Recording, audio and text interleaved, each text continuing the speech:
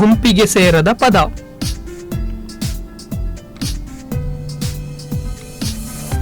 ಗುಂಪಿಗೆ ಸೇರದ ಪದ.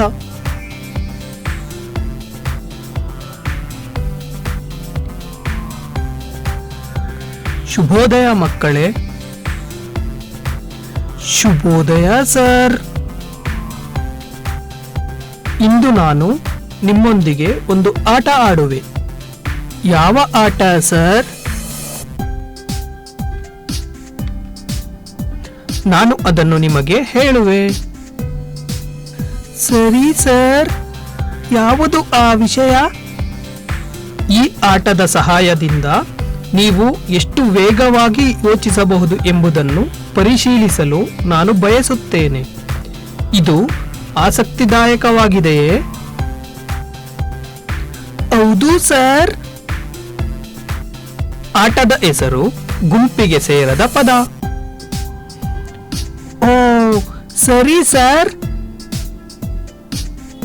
ಇದು ಆಡಲು ತುಂಬಾ ಸರಳವಾಗಿದೆ ಮತ್ತು ನೀವು ಅದನ್ನು ಆನಂದಿಸುತ್ತೀರಿ. ಸರ್, ದಯವಿಟ್ಟು ನಮಗೆ ಒಂದು ಉದಾಹರಣೆ ಹೇಳಿ. ನೀಲಿ, ಗುಲಾಬಿ, ಮಳೆ. ಸರಿ ರಾಹುಲ್, ನೀನು ಈ ಪಟ್ಟಿಯಿಂದ ಒಂದು ವಿಭಿನ್ನ ಪದವನ್ನು ಹೇಳಬಹುದೇ?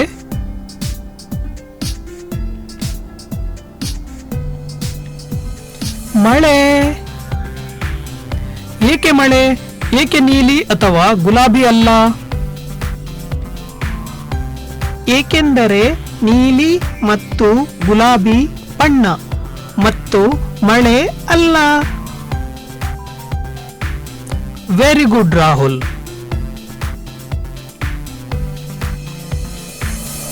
ಹಾಗಾದರೆ ಸರ್, ನಾವು ಈ ಆಟವನ್ನು ಬಣ್ಣಗಳ ಹೆಸರಿನೊಂದಿಗೆ ಮಾತ್ರ ಆಡಲಿದ್ದೇವೆಯೇ? ಇಲ್ಲ ಓಂಕಾರ್, ನಾವು ಹಲವು ವಿಭಿನ್ನ ಪದಗಳನ್ನು ಬಳಸುತ್ತೇವೆ ಮತ್ತು ನೀವು ಅದನ್ನು ಆನಂದಿಸುತ್ತೀರಿ.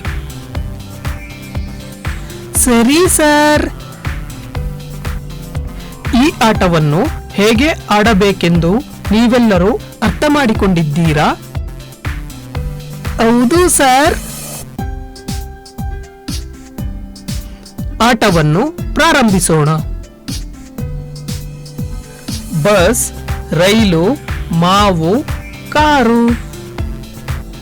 ಈ ಪದಗಳಲ್ಲಿ ಯಾವ ಪದವು ವಿಭಿನ್ನವಾಗಿದೆ ಎಂದು ಹೇಳಿ. ಅದು ಮಾವು ಸರ್.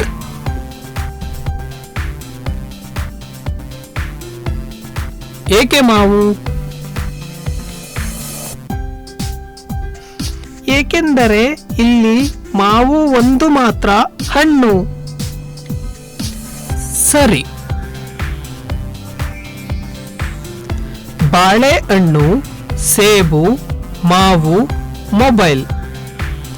ಈ ಪದಗಳಲ್ಲಿ ಯಾವ ಪದವು ವಿಭಿನ್ನವಾಗಿದೆ ಎಂದು ಹೇಳಿ. ಅದು ಮೊಬೈಲ್ ಸರ್.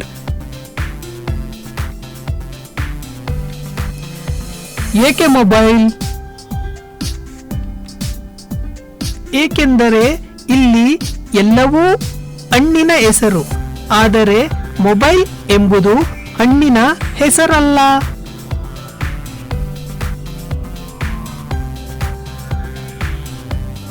ಸರಿ. ಕುದುರೆ, ನಾಯಿ, ಹಸು, ಮೀನು. ಇಲ್ಲಿ ಯಾವ ಪದ ಭಿನ್ನವಾಗಿದೆ ಹೇಳಿ ಮಕ್ಕಳೇ. ಅದು ಮೀನು ಸರ್.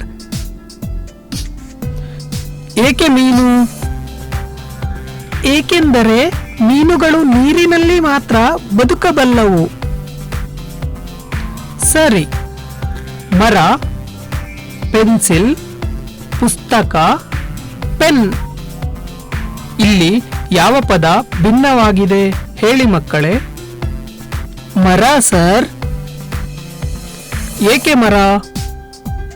ಇತರೆ ಎಲ್ಲಾ ವಸ್ತುಗಳು ನಮ್ಮ ಶಾಲೆಯಲ್ಲಿ ನಾವು ಬಳಸುವ ವಸ್ತುಗಳು. ಸರಿ. ಗುಂಪಿಗೆ ಸೇರದ ಚಿತ್ರವನ್ನು ಹುಡುಕಿ.